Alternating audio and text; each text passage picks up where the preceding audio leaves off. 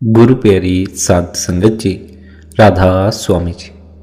प्यारी साध संगत जी, आप सभी के भीतर बैठे कुल मालिक को प्रणाम।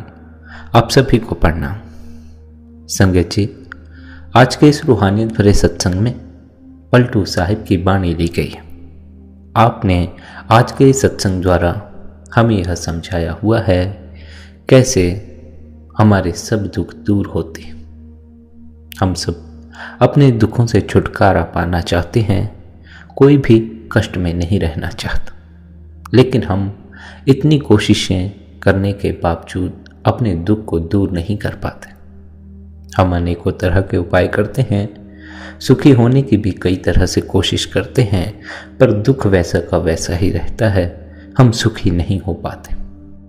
हमें सुखी करने के लिए ही आप आज के इस सत्संग द्वारा हमें एक ऐसा मार्ग बताते हैं जिस पर चलकर उन्नति करके हम भी अपने भीतर सच्ची शांति, सच्चे सुख को प्राप्त कर सकते हैं। बाहर का जो सुख है, स्मरण रहे, सच्चा सुख भीतर से उपलब्ध होता है, बाहर से कभी भी सच्चा सुख प्राप्त नहीं होता।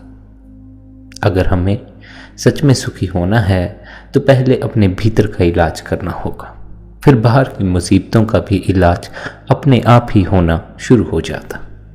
अगर भीतर दुख में हो तो बाहर की हर मुसीबत, हर परेशानी आपको और दुखी करती चली जाएगी।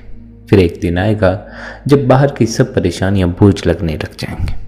पर अगर अपने भीतर शांति हो, भीतर सुख का झरना बहता हो, तो बाहर की कोई भी मुसीबत, कोई भी परेशानी आपके ऊपर बोझ नहीं बनेगी। ऐसा नहीं है कि जब आप अंतस में जाओगे तो आपके बाहर की परेशानियां खत्म हो जाएं। बाहर की परेशानियां तो चलती ही रहेंगी, लेकिन जब अंतस में जाओगे तो उससे आपके जीवन में यह बदलाव आएगा। परेशानियों में होते हुए भी आप सुखी रहने की कला सीख जाएंगे। चाहे बाहर कितना भी दुख हो, जीवन कितने भी दुख से भरा हो, आपके भीतर सदा सुख बरकरार ही रहेगा। यह एक ऐसा सुख है, ऐसा सुख जो सदा बरकरार रहता है, हर हालात में सदा बना रहता है। उसकी प्राप्ति कैसे होती है? अपने भीतर उतरकर। भीतर कैसे उतरा जाता है? उन जीवों की संगति करके जो माया की तरफ ना भागते, जो माया की तरफ भाग रहे हैं। अगर हम उन जीवों की संगति करते हैं तो धीरे धीरे हम भी माया की ओर भागना शुरू कर देंगे। पदार्थों के पीछे भागना, धन के पीछे भागना, इस दुनिया के पीछे भागना शुरू कर देंगे। ऐसे हमारी मुसीबतों का हल नहीं होगा, बल्कि ऐसे हमारी मुसीबतें और परेशानियां और बढ़ती चली जाएंगी। हमें चाहिए हम मनमुखों का साथ छोड़कर गुरुमुखों का संग करना शुरू कर दें। क्यों? क्योंकि हमें परमात्मा की शरण में जाना। परमात्मा की शरण में गए बगैर दुख नहीं मिटता, और परमात्मा की शरण में जाने का हमें रास्ता मालूम नहीं है।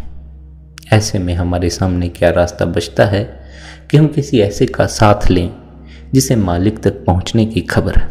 जो मालिक तक पहुंचा हुआ है उसमें समाकर उसी का रूप हो गया। वह कौन है जो परमात्मा के सबसे निकट है? उसके बारे में समझाते हुए आप फरमाते हैं, राम समीपी संत हैं, वे जो करें सो होए। सबसे पहले आप समझाते हैं उस परमात्मा, उस परमेश्वर, उस कुल मालिक के जो सबसे निकट है, सबसे नजदीक रहने वाला है, वह संत है, वह सतगुरु है। जो कुछ संत चाहते हैं वही होता है, और हम भी यह जानते हैं कि जो संत सतगुरु चाहते हैं वही मालिक करता है, वही होता है। इसीलिए हम भी अपने दुखों को लेकर सतगुरु के पास पहुंचते हैं, ताकि सतगुरु उस परमात्मा से कहकर हमारे जीवन से दुख को कम करें। इसीलिए हम अपनी बीमारियां लेकर सतगुरु के पास पहुंचते हैं, ताकि वह परमात्मा हमारी बीमारियों का इलाज करे। सतगुरु परमात्मा के सबसे निकट है। जिन्हें भी परमात्मा से मिलना हो, उन्हें चाहिए कि वे सबसे पहले किसी सतगुरु की खोज करें, और सतगुरु पूर्ण सतगुरु होना चाहिए। ऐसा सतगुरु जिसने भीतर शब्द के रहस्य को पा लिया हो, जिसने भीतर अपनी आत्मा को पा लिया, जो हमें भी उस शब्द से जुड़ने का मार्ग दिखा सके, जो हमें भी उस शब्द से जोड़ सके। शब्द की महिमा सुन लेने से हमें कोई लाभ नहीं होने वाला। परमात्मा, कुल मालिक या सदगुरु की महिमा सुन लेने से हमें कोई लाभ नहीं होने वाला। आत्मा की महिमा सुन लेने से, आत्मा का गुणगान सुन लेने से हमें कोई लाभ नहीं होने। जब हमें शब्द की उपलब्धि होगी, आत्मा की उपलब्धि होगी, परमात्मा की उपलब्धि होगी, तब कहीं जाकर हमें कोई लाभ होने वाला है। उससे पहले हमें कोई लाभ नहीं होने वाला। इसलिए किसी पूर्ण सदगुरु की शरण में चले जाना बड़ा आवश्यक है, ताकि उससे मार्ग लेकर हमें भी शब्द की उपलब्धि हो जाए, हम भी शब्द से जुड़ सकें, हमारा भी मालिक से मिलाप हो जाए, हम भी मालिक से जुड़ सकें। मालिक से जुड़कर हर तरह की तकलीफ दूर हो जाती। मालिक से जुड़कर जीवन में प्रेम ही प्रेम बरसता है, आनंद ही आनंद बरसता है। यही तो उस मालिक से जुड़ने की खूबी है। यदि मालिक से जुड़कर आनंद की बरसात ना होती तो उस मालिक से जुड़ने का फिर क्या मकसद रह जाता।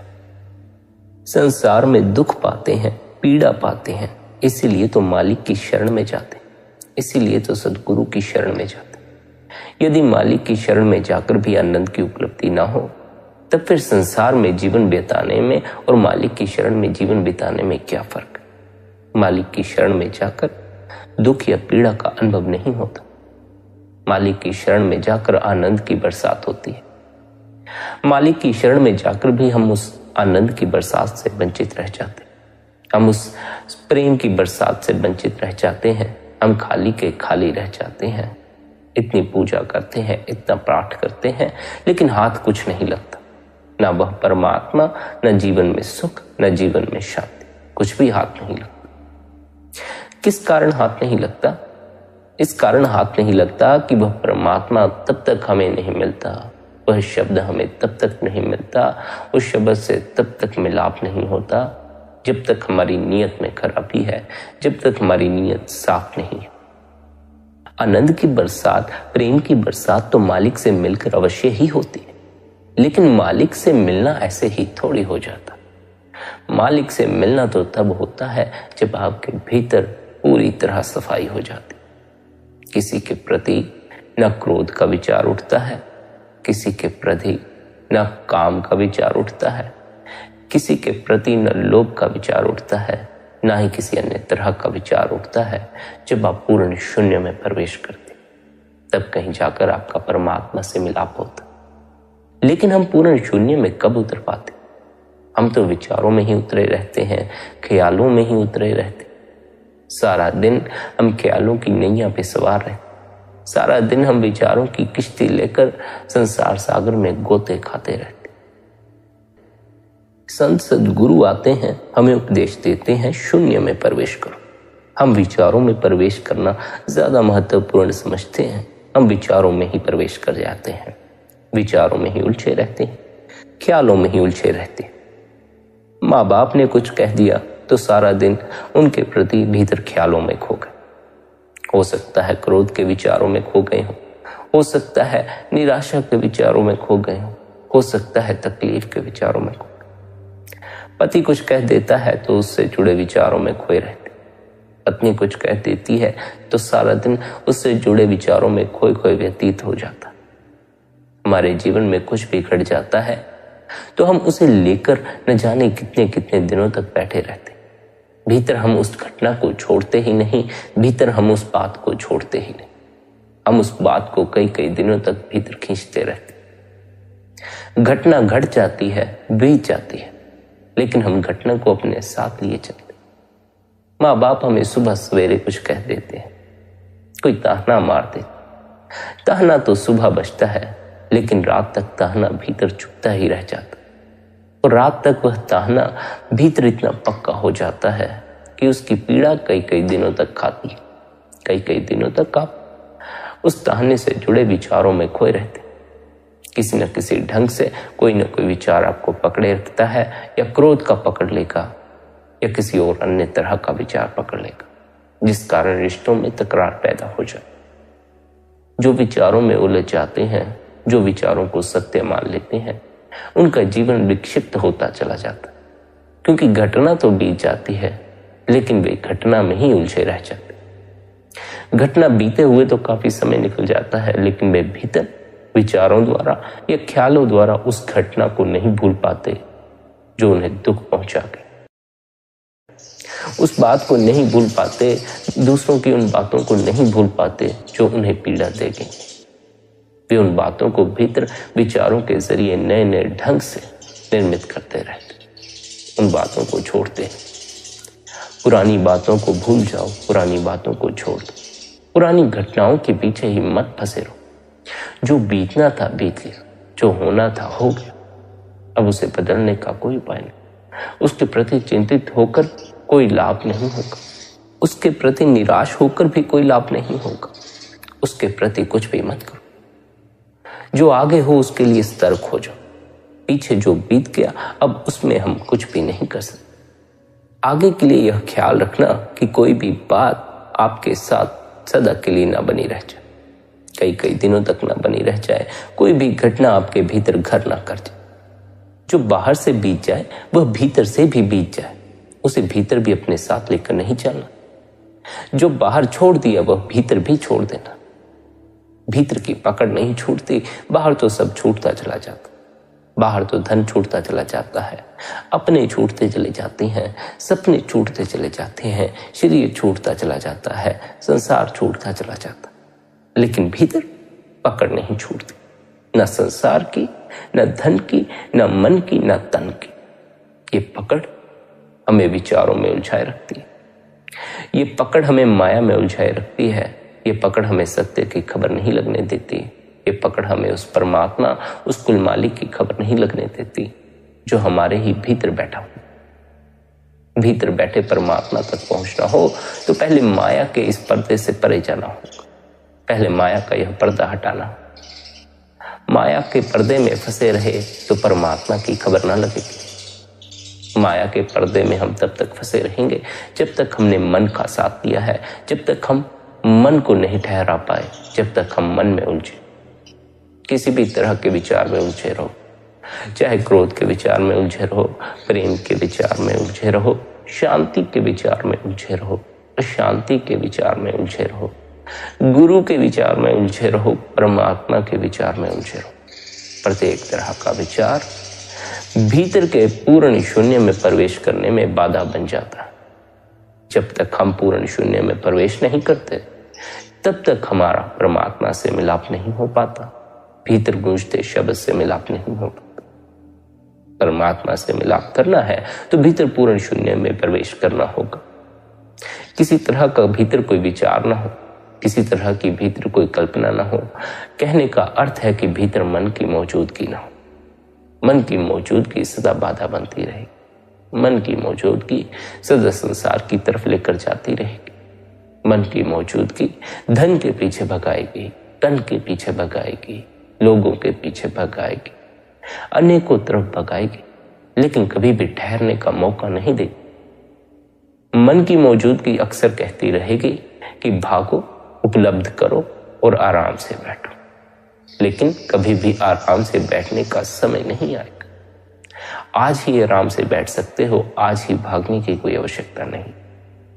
मन कल आराम करने को कहेगा, आप आज ही आराम कर सकते हैं। मन के पीछे लगकर कल की आकांक्षा में मत पड़ो। कल कभी नहीं आता। कल का कोई अस्तित्व नहीं है। अस्तित्व तो आज का ही है। आज ही में जीना पड़ेगा, आज ही में जागना भी पड़ेगा, और एक ना एक दिन इस सत्य के प्रति जागना ही पड़ेगा कि हम अभी और इस क्षण में जी रहे, न आने वाले कल में, न बीते हुए कल। हम फंसे रह जाते हैं आने वाले कल की कल्पनाओं में या बीते हुए कल की कल्पना, बीते हुए कल के विचारों में या आने वाले कल के विचारों। जब तक हम आने वाले कल की चिंता में पड़े हैं या बीते हुए कल की चिंता में पड़े हैं, तब तक हम आज इसी क्षण में मौजूद नहीं हो पाएंगे। हमारी मौजूदगी इस क्षण में नहीं हो पाएगी। या तो हम भविष्य में उलझ जाएंगे या अतीत में उलझ जाएंगे। जो कोई भी इस क्षण को चूक जाता है, अभी को चूक जाता है, कल पर जिसकी नजर है वह परमात्मा से चूक जाता है। जो इसी क्षण में उतर जाता है अपने अंतस में, इसी क्षण में मौजूद हो जाता है, न कल के ख्यालों में भटकता है, केवल और केवल वर्तमान में मौजूद हो जाता है, उसका परमात्मा से मिलन हो जाता है। वर्तमान में मौजूद होने के लिए हमें कई दिनों के लिए अभ्यास करना पड़ता है इस मन को ठहराने के लिए। ये मन इतनी आसानी से नहीं ठहर जाता। ये मन या तो अतीत में उलझाए रखता है या भविष्य की कल्पना में उलझाए रखता है। वर्तमान में यह कभी मौजूद होने का हमें अवसर नहीं देता। यही इसका खेल है। जो पूर्ण वर्तमान में मौजूद हो जाता है उसका परमात्मा से मिलन हो जाता है। इसलिए मन को यह काम दिया गया है कि मन रूह को परमात्मा की खबर न लगने दे, इसे वर्तमान के क्षण की खबर न लगने दे, इसे भविष्य या अतीत में उलझाए रखे। मन अतीत के विचारों में भी उलझाए रखता है। हम उन्हीं के बारे में सोच सोच कर, उन्हीं में जी जी कर अपनी आधी जिंदगी बिता देते। हम अपनी पूरी जिंदगी भविष्य या अतीत के विचारों में ही व्यतीत कर देते। हम वर्तमान के क्षण से सदा ही चूकते चले जाते हैं। वर्तमान के क्षण में हमें जीने का कोई मौका नहीं मिलता। हम अभी इसी क्षण में नहीं जागते। यदि हमें जागना भी है, यदि हमें अंतस में डुबकी भी मारनी है, तो मन उसके प्रति भी कल के विचार निर्मित कर देगा। मन कहेगा आज संसारी काम कर लेते हैं, अभी घर बार का काम कर लेते हैं, बाजार जा आते हैं, सामान ले आते हैं, बंदगी कल कर लेंगे। मन सदा कल पर टालता रहेगा और आप जब तक वर्तमान में मौजूद न हुए, अभी इसी क्षण में मौजूद न हो, तब तक परमात्मा से चूकते चले। निरंतर भजन बंदगी करने वाले साधक एक न एक दिन वर्तमान के क्षण को हासिल कर लेते हैं, उस क्षण को जिस क्षण में परमात्मा से मिलाप होता है। वे भविष्य और अतीत के विचारों से अपने आप को मुक्त कर लेते हैं। ना मात्र भविष्य और अतीत के विचार, बल्कि प्रत्येक तरह के विचार से, प्रत्येक तरह की कल्पना से, अर्थात इस मन से अपने आप को मुक्त कर लेते हैं। इस मन से अपने को परे कर लेते। इस मन से परे होते ही भीतर के शून्य की खबर लगती है, उस परमात्मा से मिलाप होता। लेकिन इस शून्य तक पहुंचने का जो मार्ग है वह हमें पूर्ण सद्गुरु द्वारा मिलता है, सद्गुरु की संगत करके मिलता है, सद्गुरु की शिक्षा पर चलकर मिलता है। इसलिए आप हमें समझाते हैं कि जो मालिक से मिलना चाहता है उसे चाहिए कि पहले किसी पूर्ण सद्गुरु की शरण में जाए। परमात्मा संतों के कहने में है, वे जो करें सो होए। यहां तक कि परमात्मा उनके हुक्म में रहता है, हुक्म में उनके साहिब। परमात्मा संत की कही हुई हर बात को मानता है, उनकी बात को टालता नहीं। अगर जीव और परमात्मा के बीच गुरु ना हो तो जीव कभी परमात्मा से मिल ही नहीं सकता। मालिक जब भी मिलेगा गुरु के जरिए ही मिलेगा। अगर गुरु नहीं मिलता तो परमात्मा भी नहीं मिलता। ऐसा नहीं कि मिल नहीं सकता, मिल तो सकता है, लेकिन अंतर में उतरकर भी ऐसे अनेकों मार्ग हैं जिनमें भटकन हो जाती है, जिनमें जीव भटक जाता। अंतस में उतरकर कोई एक ही मार्ग नहीं जो आपको सिर्फ परमात्मा तक ले जाता। अंतस में कई मार्ग, अंतस में एक मार्ग परमात्मा तक भी ले जाता है। कोई कोई साधक उस मार्ग पर चलता, वरना बहुत से साधक अंतस में उतरकर अंतस के मार्गों में भटक जाते हैं। अंतस में अनेकों तरह के मार्ग हैं। कोई मार्ग आपको लोभ के रास्ते भी ले जा सकता है, कोई मार्ग आपको उन्नति के मार्ग पर ले जा सकता है, विज्ञान में विकसित होने के मार्ग पर ले जा सकता है, लेकिन प्रत्येक मार्ग आपको परमात्मा तक नहीं ले जा पाता। परमात्मा तक किस मार्ग से जाना है उसकी जानकारी ही हमें पूर्ण सद्गुरु देता। अंतस में अनेकों मार्ग हैं, हम उन पर भटक न जाएं। हम अंतस में उतरकर सही मार्ग पर ही उन्नति करें, उस परमात्मा के मार्ग पर ही चलें। उसके लिए हमें संत सद्गुरु की आवश्यकता पड़ती है। सद्गुरु को भीतर के प्रत्येक मार्ग की खबर है। उसने हमसे पहले भीतर के मार्ग पर उन्नति की है, इसलिए हमें चाहिए कि हम सद्गुरु की शरण में जाएं और उनके मार्ग पर चलकर, उनके कहे अनुसार चलकर सही मार्ग पर उन्नति करें, परमात्मा से मिल जाए। भीतर उतरकर भटक नहीं जाना। भीतर उतरकर भटक गए तो परमात्मा से मिलाप नहीं होगा। भीतर उतरकर कई तरह के लोभ भी प्रकट होते। वे लोभ यदि व्यक्ति को पकड़ ले तो व्यक्ति उन्नति करने की बजाय नीचे की तरफ गिरता चला जाता।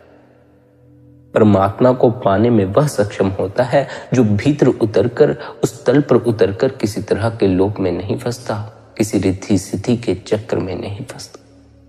वरना तो बहुत से लोग रिद्धि सिद्धियों के लोभ में आकर अपनी आध्यात्मिक उन्नति बर्बाद कर बैठते हैं। उनका परमात्मा से मिलाप नहीं हो पाता।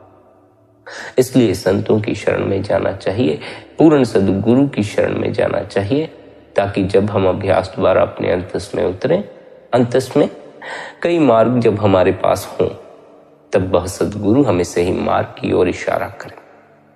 यदि सद्गुरु हमें सही मार्ग का ज्ञान ना दे तो हम भीतर के मार्गों पर भटक जाए, परमात्मा तक ना पहुंचे, न जाने किस मार्ग पर निकल जाए। हमें अभी भीतर का कोई ज्ञान नहीं। जब तक हम भीतर उन मार्गों पर पहुंचे नहीं, हमें यह भी खबर नहीं लगेगी कि भीतर कौन कौन से मार्ग। जब तक हम उस मार्ग पर नहीं चले जिस मार्ग पर चलकर परमात्मा से मिलाप होता है, तब तक हमें यह नहीं पता चलेगा कि उस परमात्मा से मिलाप करने के लिए किस मार्ग पर यात्रा करनी पड़ती। जब तक हमने स्वयं उस परमात्मा से मिलाप नहीं कर लिया, तब तक हमें यह नहीं पता चलेगा कि उस परमात्मा से आज दिन तक किसी का मिलाप हुआ भी है या नहीं। वैसे तो हम मान लेते हैं कि संत सद्गुरुओं का परमात्मा से मिलाप हुआ, लेकिन मानना और बात है। जब आपका स्वयं का मिलाप हो जाता है तब आप जान जाते हैं, मानते नहीं हैं, तब आपको यह अनुभव हो जाता है कि परमात्मा से मिलाप किया जा सकता। लेकिन यदि आप लोगों की तरफ देखें तो लोग अवश्य ही परमात्मा की पूजा प्रार्थना करते हैं, पर परमात्मा से मिलाप करने की उनके भीतर कोई चाह नहीं। परमात्मा से मिलाप हर कोई नहीं करना चाहता। कई हैं जो अपने प्रेमी से मिलाप कर लेना चाहते हैं, कई हैं जो धन से मिलाप कर लेना चाहते हैं, कई हैं जो मकान से मिलाप कर लेना चाहते हैं, लेकिन कोई भी परमात्मा से मिलाप नहीं कर लेना चाहता। परमात्मा को पूजते हैं ताकि धन की उपलब्धि हो सके, अच्छे बड़े मकान की उपलब्धि हो सके, संस्कारी बच्चों की उपलब्धि हो सके, लेकिन परमात्मा को इसलिए नहीं पूछते कि परमात्मा की उपलब्धि हो सके। परमात्मा को कोई नहीं पाना चाहता, लेकिन परमात्मा के जरिए सब कुछ पाना चाहते हैं। जो परमात्मा को पा लेता है वे सब कुछ पा लेते हैं। जो सब कुछ पा लेना चाहते हैं वे परमात्मा से तो चूकते ही चूकते हैं, और संसार में जो उन्होंने पाया है वे भी उन्हें छोड़ जाना पड़ता है, उनसे भी चूक जाते। इस संसार में सब कुछ पाने का तो कोई उपाय नहीं। जितना पाया है उतना भी छोड़ जाना पड़ेगा, उतना भी अपने साथ ले जाने का कोई उपाय नहीं। हम परमात्मा से परमात्मा को नहीं मांगते, हम सद्गुरु से परमात्मा को नहीं मांगते, लेकिन हम परमात्मा से अनेकों चीजें मांग लेते हैं, हम सद्गुरु से अनेकों चीजें मांग लेते। अबल तो जिंदगी में कुछ मांगो मत, जो मिलना है उसकी दया मेहर से मिल जाना। और यदि आप अच्छे कर्म जीवन में करते हैं तो आपको उसका अच्छा ही फल मिलता। हमारे बुरे कर्म होते हैं जो हमें जिंदगी में बुरा फल मिलता रहता है, दुख उठाने पड़ते। या तो हम किसी के प्रति गलत बात बोल देते हैं, किसी की निंदा करते हैं, किसी की चुगली करते हैं, या किसी को दुख देते हैं, किसी को तकलीफ देते हैं। चाहे किसी की निंदा करके किसी को दुख दो, या किसी के साथ ऐसा मजाक करो जिससे उसको पीड़ा पहुंचती हो, उसका फल भोगना पड़ता है। हम सोचते हैं कि हमने कोई बड़ा बुरा कर्म नहीं किया तो हमें अच्छा ही नतीजा मिलना चाहिए। यदि हमने छोटी छोटी गलतियां भी की हैं, छोटे छोटे बुरे कर्म भी किए हैं, तो उनका भी हिसाब किताब है, उनका भी हिसाब करना पड़ता है। इसी कारण से यह बार बार समझाया जाता है कि अपनी नीयत को साफ रखें। यदि नीयत साफ होगी, विचार अच्छे होंगे, विचारों में गंदगी न होगी, तो आपको जीवन में दुख नहीं भोगना पड़ेगा, पीड़ा का सामना नहीं करते रहना पड़ेगा। हमारे जब विचार गलत होते हैं, जब वे बार बार भीतर दौड़ते रहते हैं, हम उनके बारे में सोचते रहते हैं, तो वे हमारे कर्मों में तब्दील हो जाते हैं। फिर हम उसी गलत सोच के अनुसार कर्म कर बैठते हैं और उसका हमें नतीजा भुगतना पड़ता है। फिर चाहे आप किसी की चुगली ही क्यों ना करते, यह मत समझना कि चुगली करने में किसी को कोई दुख नहीं पहुंचता हो। यदि आप जीवन में बेईमानी करते हैं तो जीवन में दुख का सामना करना पड़ता है, पीड़ा का सामना करना पड़ता है।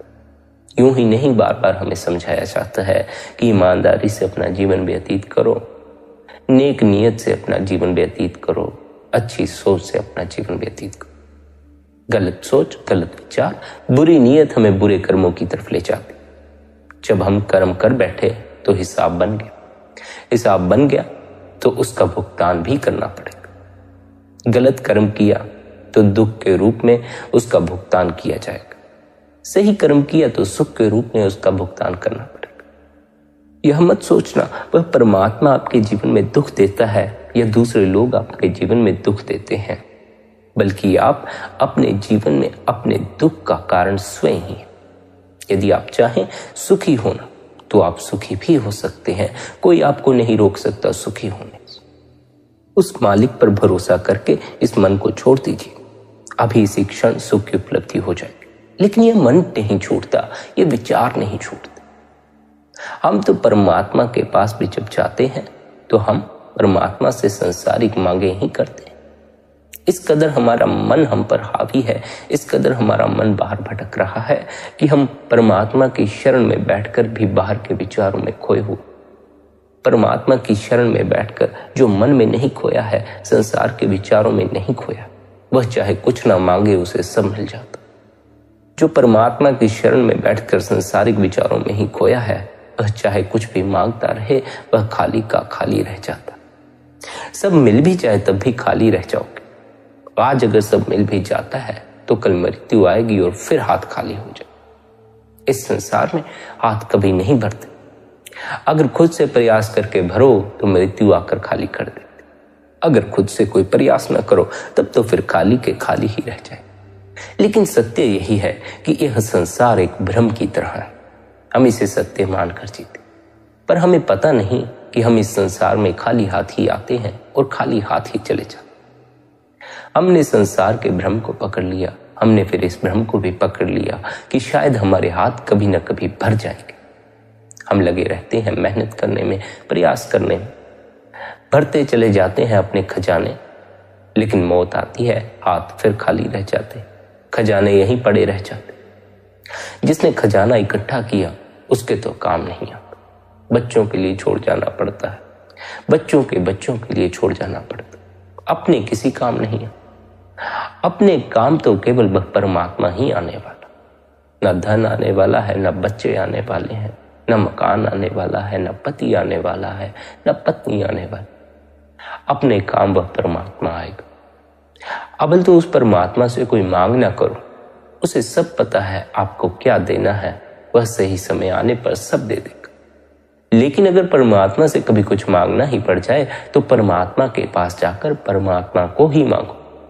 सद्गुरु की शरण में जाकर कुछ मांगना पड़ जाए, ना दिल राजी हो ना मांगने को, उसकी रजा में रहने को, कुछ मांगने को मन बार बार कहे, तो सद्गुरु से केवल और केवल यही मांगना कि मेरी उन्नति उस परमात्मा की तरफ ही हो, मेरे कदम उस परमात्मा की तरफ ही चले। तब फिर सद्गुरु के पास जाकर केवल यही मांगना कि जिस परमात्मा के मैंने मत्थे टेके, जिस परमात्मा की मैंने पूजा की, जिस परमात्मा की मैंने प्रार्थना की, उस परमात्मा से मेरा मिलन हो जाए। जिनका परमात्मा से मिलन हो गया उन्हें जीवन में किसी तरह की कोई तकलीफ नहीं रह जाती। वह परमात्मा उनको संभाल लेता है, वह परमात्मा उन पर प्रेम की वर्षा करता है, वह परमात्मा उन पर आनंद की वर्षा करता है। हम चूक जाते हैं, हम चूकते ही चले जाते हैं। किस कारण? क्योंकि हम परमात्मा के पास जाकर भी परमात्मा को नहीं मांगते, सद्गुरु की शरण में जाकर भी परमात्मा को नहीं मांगते। मांगते हैं तो संसारिक चीजें, मांगते हैं तो संसारिक लोग। जो हमारे साथ नहीं जाएगा, जिससे हमारे हाथ कभी नहीं भरने वाले, हम उन्हीं चीजों की मांग करते। जिन चीजों को हमें यहाँ छोड़ जाना है, जिन लोगों को हमें छोड़ जाना है, हम उन्हीं लोगों की मांग करते हैं, उन्हीं चीजों की मांग करते हैं। हम उस चीज की कभी मांग नहीं करते जो मृत्यु के बाद भी हमारे साथ जाए। मृत्यु के बाद केवल और केवल हमारे साथ परमात्मा ही जाता। ना संसारिक लोग जा सकते हैं, न संसारिक पदार्थ जा सकते हैं, न धन जा सकता है, न मकान जा सकता, कुछ नहीं जा सकता। केवल और केवल वह परमात्मा हमारे साथ जाएगा। जिन्होंने जीते जी उस परमात्मा की शरण ले ली, उस परमात्मा से मिलाप कर लिया, उन्हें मृत्यु के समय इसका अनुभव भी होगा कि वे परमात्मा के साथ। जिनका जीते जी परमात्मा से मिलाप ही नहीं हुआ, जिन्होंने परमात्मा का अनुभव ही नहीं हुआ, उन्हें भला यह अनुभव कैसे हो पाएगा कि वे मरकर परमात्मा के साथ गए। उन्हें परमात्मा लेने आता ही नहीं। जिन्होंने जीते जी परमात्मा से मिलाप नहीं किया, उन्हें मरकर परमात्मा लेने नहीं आता। उन्हें मरकर यमदूत लेने आते। उन्हें यमदूत अपने साथ ले जाते हैं और फिर उन्हें उनके कर्मों के हिसाब से उनका दंड देते। परमात्मा की शरण में जाने का अर्थ केवल इतना नहीं है कि आपने परमात्मा को मान लिया या परमात्मा से जुड़ा नाम ले लिया। परमात्मा से मिलाप करने का अर्थ है कि आप उसके रूबरू हो गए। आप और परमात्मा एक हो गए। आपका परमात्मा से मिलन हो गया और आपको परमात्मा का अनुभव हुआ। जब एक बार परमात्मा से जीते जी मिलन हो गया तो मृत्यु के समय यमदूत नहीं आते। जिनको नाम का भेद मिल गया, जिन्होंने नाम की कमाई की, जिनका परमात्मा से मिलाप हो गया, उनके निकट यमदूत कभी नहीं आता। जब नाम वालों के निकट यमदूत नहीं आते तो भूत प्रेत उनके निकट कैसे आ सकते? नाम वाले सत्संगियों के करीब ना तो यमदूत आते हैं, ना भूत प्रेत आते हैं, ना ही उन पर अन्य तरह की कोई नकारात्मकता प्रभाव डाल पाती है। नाम वाले सत्संगी की खैर वह परमात्मा करता है। नाम वाले सत्संगी की संभाल वह परमात्मा, वह सद्गुरु करता है। उस परमात्मा तक पहुंचने का मार्ग इतना आसान नहीं है। सुनने में आसान लगता है, भजन बंदगी में बैठ जाओ, ध्यान में बैठ जाओ, लेकिन इस मार्ग पर चलना इतना आसान नहीं। ना ही ध्यान करना इतना आसान है, ना ही बंदगी करना इतना आसान है, बल्कि भीतर उतरकर जो परमात्मा तक पहुंचने का मार्ग है वह भी इतना आसान नहीं है। कई तरह के प्रलोभन रास्ते में आएंगे, कई तरह के भटकाव रास्ते में आएंगे, भटकाते चले जाएंगे। यदि सद्गुरु की शरण ना हो, सद्गुरु की संगत ना हो, तो यह संभावना है कि व्यक्ति भीतर के मार्ग पर भी भटक जाए। संसार में तो भटकता ही भटकता है, भीतर भी भटक सकता है। इसलिए सद्गुरु की संगत करना बड़ा ही आवश्यक है। बहुत से साधक होते हैं जो रिद्धि सिद्धियों में फंसकर अपनी आध्यात्मिक उन्नति खराब कर बैठते। रिद्धियां सिद्धियां मन की करतूतें हैं। संत इनको पसंद नहीं करते। उनकी पहुंच बहुत आगे तक है। वे स्वर्ग की ओर तो देखते भी नहीं। स्वर्ग में नाम नहीं, सिर्फ खुशी है, जिसे भोग कर वापिस संसार में आना पड़ता है। यह ना समझें कि यदि आप स्वर्ग में चले गए तो आपकी मुक्ति होगी। नहीं, स्वर्ग में जाकर आप काफी समय तक खुशी का अनुभव कर सकते हैं, सुख का अनुभव कर सकते हैं, लेकिन आपको फिर स्वर्ग से संसार में उतार दिया जाएगा ताकि आप इस जामे में बैठकर उस मालिक की भक्ति करें और उससे मिलाप करें। मनुष्य जन्म में आने का लक्ष्य यह नहीं कि हम स्वर्ग के ख्यालों में खो जाएं या नरक के ख्यालों में खो जाएं। मृत्यु के बाद क्या होगा हमें कोई पता नहीं। स्वर्ग है भी या नहीं हमें कोई पता नहीं। मृत्यु के बाद कोई स्वर्ग जाता है या नहीं इसका हमें कोई पता नहीं। लेकिन मृत्यु के बाद एक घटना तो उस परमात्मा में समा जाने की, एक घटना इस संसार में लौट कर आ जाने की। जो इस संसार में लौट कर आ जाते हैं उनका नरक यहीं निर्मित है। उन्हें नरक खोजने की आवश्यकता नहीं पड़ती। यह संसार जितना दुख आदमी को पहुंचाता है, इस संसार में पड़कर जितना आदमी कष्ट भोगता है, उतना तो शायद उसे नरक में भी ना मिलता। मनुष्य तो यही नरक भोग रहा है।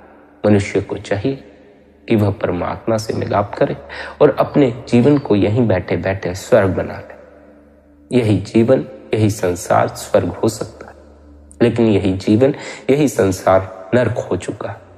जो जो बेहतर हो सकता है वही वही हमने बेकार कर लिया। हमारी इंद्रियां हमारे लिए सहायक हो सकती, लेकिन वे ही हमारा नुकसान करे जा रही हैं।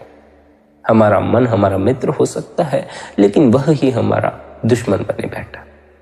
काम, क्रोध, लोभ, मोह और अहंकार जो हमारे सहायक हैं, यही आज हमारी पीड़ा का कारण है। इनके कारण ही हमारे जीवन में दुख बना। हमें जो भी मिला है हम उसे सही ढंग से इस्तेमाल नहीं करते, बल्कि हम उसका दुरुपयोग करते चले जाते। परमात्मा ने हमें शरीर दिया, इंद्रियां दी, मन दिया, ताकि हम संसार में भी विचर सकें और मालिक की भक्ति भी कर सकें। लेकिन हम संसार की तरफ ही मुड़ गए। हम इंद्रियों के भरोसे ही हो गए, हम मन के भरोसे ही हो गए। उसी भरोसे पर चलते रहते हैं। परमात्मा पर कोई भरोसा नहीं। मन के पीछे लगे हुए हैं, कभी काम में उलझे हुए हैं, काम से बाहर ही नहीं आते हैं, तो ध्यान में कब प्रवेश करेंगे? लेकिन ध्यान से हमें कोई मतलब नहीं, बंदगी से हमें कोई मतलब नहीं। हमें तो मतलब है संसार से, हमें तो मतलब है भोगने से, लोगों से, पदार्थों से, धन से, मकान से। ये मतलब ज्यादा समय के लिए कायम न रह सके। ज्यादा समय के लिए कुछ भी कायम नहीं रहता, ना जिंदगी, ना पदार्थ, ना लोग, ना आपके सपने, ना आपकी ख्वाहिशें, ना आपका मकान, ना आपका धन। एक न एक दिन सब बदल जाता है। आज जिस जमीन पर हमारा मकान है, जिस जगह पर हमारा मकान है, न जाने यहाँ पहले कई सालों पहले किसका मकान था। न जाने हमसे पहले इस जमीन पर कितने लोग हो चुके हैं, कितने ही लोग इस जमीन को छोड़कर जा चुके। हमने भी इस जमीन को छोड़ जाना, हम भी सदा के लिए इस जमीन पर ना रह सके। यह जमीन हमारा सच्चा घर नहीं, हमारा सच्चा घर तो सचखंड। क्योंकि यह जमीन हमारा सच्चा घर नहीं, इसलिए यहां सदा के लिए रहने का कोई उपाय नहीं। वह सचखंड हमारा सच्चा घर है, वहां सदा के लिए रहा जा सकता। जो सचखंड में प्रवेश पा लेता है, फिर उसे बार बार जन्म मरण में नहीं पड़ना पड़ता, बार बार यहां वहां संसार में गोते नहीं खाने पड़ते। वह अपने घर निश्चिंत होकर बैठता है, उस परमात्मा के निकट होकर बैठता है, उस परमात्मा में ही समा जाता।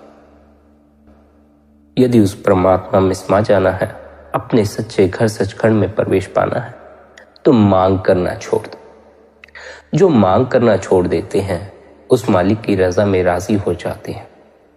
वे अपने सच्चे घर सचखंड तक पहुंच ही जाते हैं। वे उस मालिक की रजा में हो जाते हैं, मालिक उनकी संभाल आप कर लेता। लेकिन सभी मालिक की रजा में राजी नहीं हो पाते, सभी उस मालिक पर अपने जीवन को नहीं छोड़ पाते। सबका उस मालिक पर इतना अटूट विश्वास नहीं कि अपने आप को उस परमात्मा पर छोड़ दें, अपनी जिंदगी को उस परमात्मा पर छोड़ दें। अपने हाथों पर, अपने आप पर व्यक्ति को ज्यादा भरोसा। अपने आप पर भरोसा होना बुरी बात नहीं है, लेकिन व्यक्ति यदि मन में फंसा हुआ हो, तब वह अपने ऊपर भरोसा नहीं कर रहा होता, तब वह मन पर भरोसा कर रहा होता है। मन पर भरोसा करना घातक साबित होता है।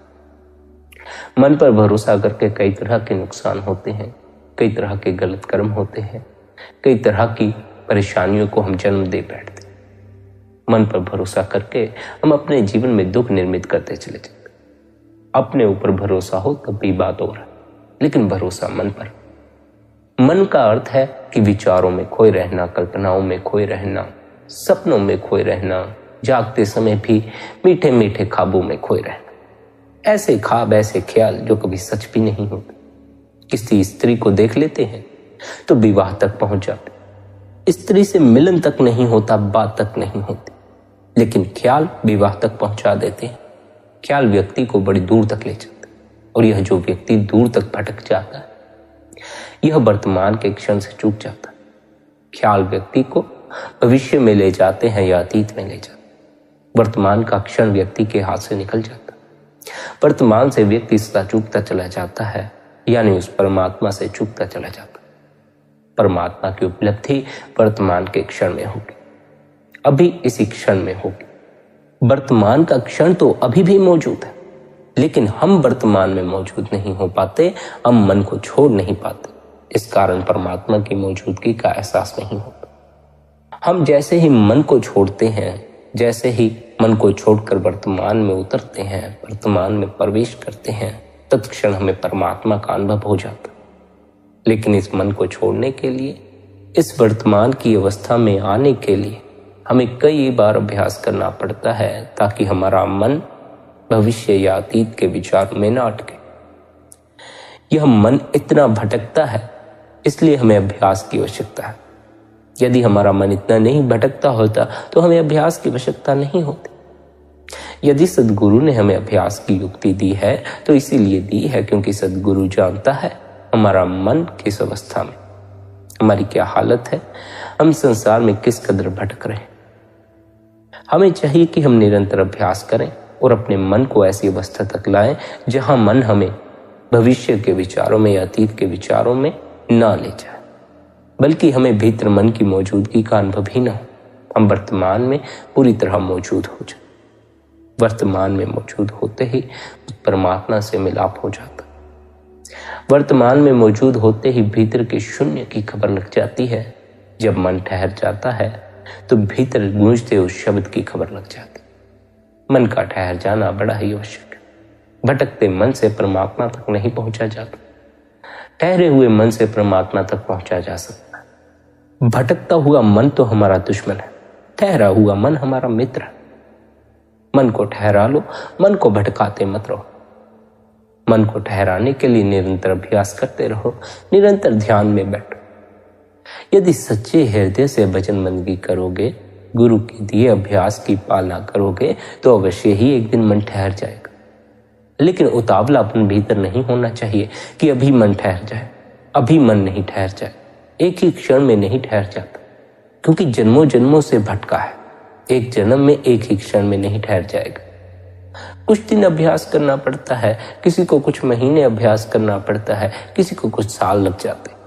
यह निर्भर करता है कि आपका मन कितना भटका हुआ है, उतना ही आपको अभ्यास भी करना पड़ता। जिनका मन संसार में ज्यादा भटका है, उन्हें बड़ा अधिक अभ्यास करना पड़ता। जिनका मन संसार में कम फैला हुआ है, उन्हें कम अभ्यास करना पड़ता, क्योंकि मन को ठहरा लेना असल लक्ष्य है। मन के ठहरते ही परमात्मा से मिलाप हो जाता है। मन के ठहरते ही हम भीतर उस तल पर उतर जाते हैं जहां अनेकों मार्ग खुलते हैं। उस परमात्मा तक पहुंचने का मार्ग भी भीतर मौजूद है।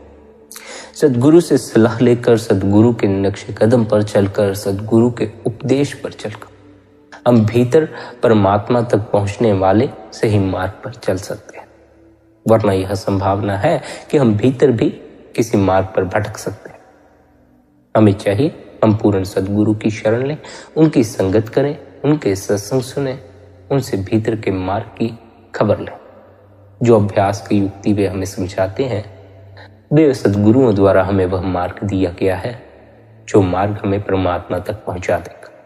उस मार्ग पर निरंतर चलना चाहिए, यानी हमें सद्गुरु द्वारा दिए अभ्यास की निरंतर पालना करनी चाहिए। निरंतर हमें सद्गुरु द्वारा दिए भजन सिमरन का पालन करना चाहिए। प्यारी साध संगत जी, उस परमात्मा से मिलाप करने के लिए अपने इस भटकते मन को ठहराएं। इस भटकते मन को ठहराने के लिए सद्गुरु ने आपको भजन बंदगी की युक्ति दे रखी है, या फिर जो भी आपके सद्गुरु ने आपको युक्ति दी हो, आप उसका अभ्यास करते रहे। निरंतर अभ्यास द्वारा एक दिन आप वर्तमान के क्षण में भी प्रवेश पा जाएंगे, उस परमात्मा से भी मिलाप हो जाएगा।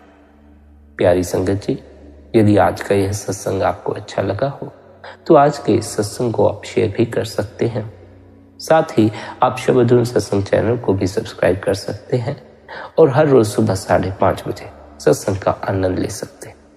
बाकी आप सबकी अपनी मौज है, अपना ख्याल रखें। आप सभी के भीतर बैठे कुल मालिक को प्रणाम।